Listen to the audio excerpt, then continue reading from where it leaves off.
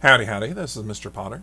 In our last video, we talked about the need for an addressing protocol, and what we're going to talk about in this video is how do we actually implement that protocol or rule on how computers will address each other. So what I want to do is I want to go to the historical record, and I want to talk a little bit about telephones. So we talked about in the olden days how we had circuit switching, where an operator would physically plug a wire between two holes in a circuit board to connect two people together. And eventually what happened is people would get to the point where they could direct dial their neighbors or their businesses. So I would see telephone numbers like 254. Or if I couldn't afford a telephone all of myself, I would share a telephone line with my neighbor, and so I would have a party line like 392W or 062J2. This added part here meant that I was going to be sharing that telephone number with several other people, and you can see, there were different extensions, R or W or J, depending on who you were sharing the phone with or how many parties you were sharing the phone with. And this was fine for, a long time ago, or if you lived in a small municipality, but as cities got larger, the cities grew, more and more people were able to afford telephone systems. This wasn't working well, and so we went to the system of exchanges.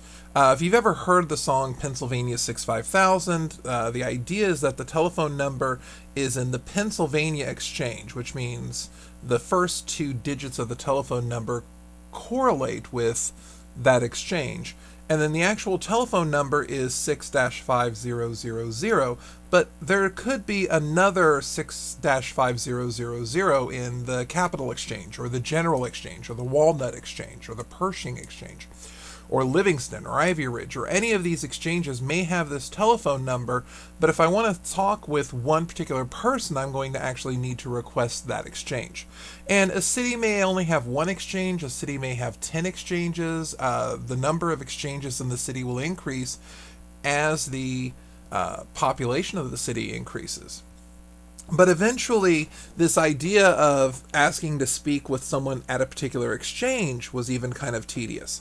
And you may notice, if you've ever looked at an old telephone, or if you looked at your cell phone, that when you look at the numbers 1, 2, 3, 4, 5, 6, 7, 8, 9, I forgot 6, 7, 8, and 9, you're going to see letters above these. So you'll see A, B, and C above the 2. You'll see D, E, and F above the 3. So if I wanted to talk about someone who lived in capital 2, 3232, I would look at the C, and the C corresponds with the digit 2. So I would have a 2, and the A also corresponds with that digit. So I would see the telephone number 222 3232. And what you would often see, because most telephones were the rotary dial variety, where you'd have the 1, 2, 3, 4, 5, 6, 7, 8, 9, and 0 holes that you would have to put your finger in and spin around, this actually made a series of clicks. And so the more clicks, the longer it took for the telephone number to make contact. And so you would often see your business districts tend to have very small numerical telephone exchanges, whereas the more residential areas would have larger values in there. And that's actually going to enter into our discussion a little bit later when we also talk about area codes. But we eventually got to a point where everyone had to dial the full 7 digits in order to contact people. And so you see some of these digits are the same. I see the 438 here, and then later on I might see another 438. I thought I saw another 438. No, but I see this 471 here, and I see a 471 here, and then I see some other 47s. So these must have all been part of the same exchange originally. But as 7-digit dialing became more prevalent, people got used to having to dial all 7 digits. And so they would have to do that. And this worked great unless you lived in a really huge city like New York or Chicago or Los Angeles or Houston, where the population was just growing so fast that the number of telephone numbers that you could access through this direct dialing of 7 digits didn't work. And so what happened is you had this situation called 10-digit overlays, where not only do you dial the 7-digit telephone number, but you also have to dial the area code of the number. So you'll notice that most of the numbers in this area have this 617 area code. But there is the occasional 781, there's the occasional 978, and of course we're familiar with 800 numbers, the toll-free numbers that we can dial without a toll call being put on our phone bill. So it's the idea of these 10-digit overlays that allowed us to get more telephone numbers. In order to understand this, though, we need to take a look at a 7-digit phone number first. The idea behind a 7-digit phone number is that this first number couldn't be a 0 and it couldn't be a 1, because 0 was your operator and 1 was the code that you used for long distance. It's the country code for America. So this digit here could be anything from a 2 through a 9, which meant that we had 7 choices for this digit. Similarly, originally with the way that 7-digit numbers were given, we couldn't have 0 or a 1 for the second digit because the 0 and the 1 were reserved for area codes. And so again, we were stuck with 2 through 9, which left 7 digits. But any of these others could be 0 through 9, which means any of these others we could have 10 full digits to access. And 10, 100,000, 10,000, 100,000. We actually end up with 4,900,000 telephone numbers. Probably should have one fewer comma in there. So 4,900,000. 4,900,000 telephone numbers. Now, this is per area code. But keep in mind that the first 3 digits were kind of based off of where I live. And so if it's based off my residence, if it's based off the exchange that I originally lived in, then I'm going to run into a problem. You also run into the problem where some businesses will all have the same prefix. A lot of times a business will have a prefix and they'll use the same telephone number, the first 3 digits or the first 4 digits. And they may not have 1,000 telephone numbers in their system, but that one business is kind of taking over that exchange, that 3-digit prefix. And so the idea is that this 4.9 million telephone numbers may not be satisfactory for a city like Los Angeles or New York or even Houston, when you consider that people would have a home telephone number and a business telephone number and a fax number, and maybe they have a beeper as well. This explodes really fast, and so we need the 10-digit overlays. So we need several area codes servicing an area. So, going back to the idea of area codes. Area codes came out right after World War II. And the idea behind area codes is that each state or region of a state was given a code that people could use to direct dial that part of the nation. And the rules that were given is that if the middle digit was a 0, then that code stood for the entire state. So if you look, Florida's 305, which meant the area code 305 deals with this entire state. Same for Georgia with 404. Same with Colorado with the 303. But when you have states with multiple area codes, those middle digits are always going to be 1. So that's how you can tell that you're dealing with multiple area codes. So I've got 213, 415, 916 dealing with California. If I'm looking at Texas, I've got 915, 214, 713, 512.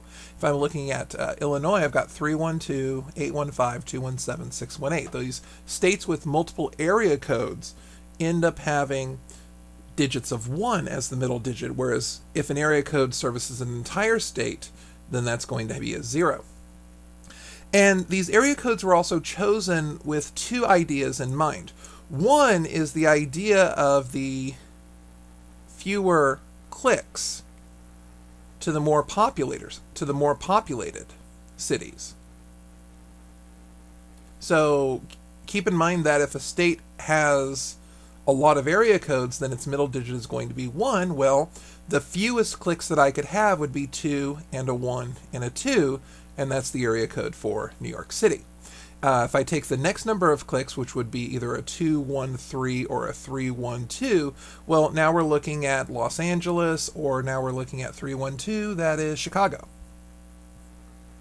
And then if I continue this, I'm going to have 214 or 313 or 412. All of these have 7 clicks. And now we're looking at the Dallas Fort Worth area here, or we're looking at the 313, which is going to be Detroit, or 412. You get the gist here, is that your more populated regions are going to have the fewer number of clicks.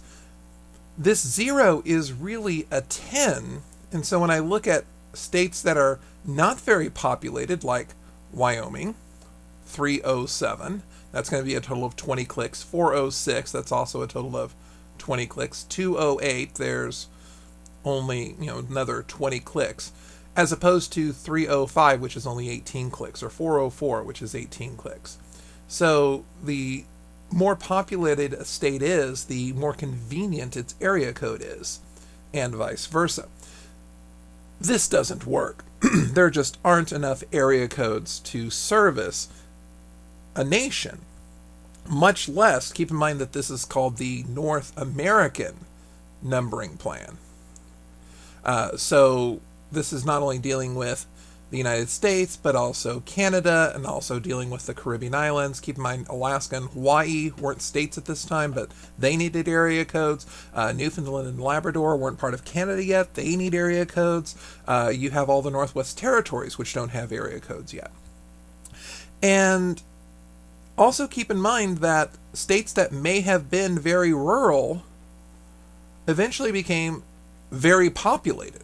So here's Florida today. This is the 2015 area code map of Florida. 305, which used to cover the entire state, now covers this part of the Florida Keys, along with area code 786, where I have this overlay. Both of these area codes are serving this area here. Whereas we have 1, 2, 3, 4, 5, 6, 7, 8, 9, 10, 11, 12, 13, 14, 15, 16, 17, 18, 19, 20, 21 different area codes that service the state of Florida, when back just right after World War II, one area code was sufficient. And you'll also notice that we're no longer harboring that rule where the middle digit has to be a 0 or a 1. As a matter of fact, there's some things here, like 904 violates the rule because it's in with more than one state. I've got 813, I've got 305, but then I've also got things like 386 or 321 or 850, where these area codes no longer even are restricted with having that middle digit being a 1 or a 0. So as the population grows, as the bounds in the system grow, we have to accommodate. And so that's something that we're going to have to run with our computers as well. So you may recall we were talking about the Internet Protocol, IPV4 in this case, where we're basically dealing with 4 bytes separated by dots. And so what I'll see, remember, a byte is a number between 0 and 255. It's got to represent 8 bits, or 2 to the 8th power. So I would see a number like 169.111.2.145, and that would represent some computer on the internet. And that would be wonderful if everyone just had one computer. However, keep in mind that you've got a home computer, and you've got a computer at work, and you've got a cellular device, and you've got a smart TV, and you've got a game center, a console that can play Netflix or other internet provided things. And pretty much you're talking about 10, 20, 30 devices in the home that all have to connect to the internet, all with their own different IP address. And this causes a problem. This map is 2006. As of 2006, there were vast areas that were unclaimed. All of these areas are currently claimed. There is no blank space in this anymore. And part of what cable companies, telecom companies are trying to do is trying to salvage what little spots that they can, what little overlap they have here, to provide service. Now, there is another service coming out that's called IPV6, which would essentially add 2 more dots to this, but it's not backwards compatible, which means that these numbers here aren't going to be any good. People are going to have to get new numbers. And if you thought getting a new telephone number was difficult, getting a new number for your computer means your computer is basically gaining a new identity. This is the problem that we run into with the internet. And you're going to run into a similar problem with what we've been doing with playing Battleship using the studio.code.org website. So you may recall that you got to the situation where you had to connect to a room and you had to relay information to your partners without speaking about how you were going to play the game of Battleship. And keep in mind that when you're playing this game of Battleship, there's several things you need to consider. You need to consider identifying the sender. Ooh, that is not coming out at all. I don't need binary. I need... Well, I'm going to run into a problem because if I have to do this with binaries, all I can do are ones and zeros. So what you're going to have to do is you're going to have to come up with some system based off of, one, you have to identify the sender. Two, you're going to have to identify the destination. In other words, who you're shooting, because remember, we're playing with 3 people Battleship at the same time. The third thing you're going to have to take care of is you're going to have to say, okay, what are the coordinates? And keep in mind that we're talking about A or a B or C and a 1 or a 2 or a 3, which row and which column we're talking about. And finally, you need to come up with some type of system to show if you have a hit or a miss. So you're going to have to come up with some type of system subject to the restrictions that computers have. Keep in mind that all we can do is put ones and zeros in here, and that's going to cause a little bit more restriction. So you have to come up with a protocol. Remember, their protocol is a series of rules that have to be followed. And you're going to have to come up with some sort of rule, some system of rules, some protocol that takes care of these so that you can play a game of Battleship. And as you're going to do this, you're going to realize one thing, that computers deal with binary very well, humans not so much. But that's something for another day. Once again, this is Mr. Potter. Thank you for watching. Have a great day.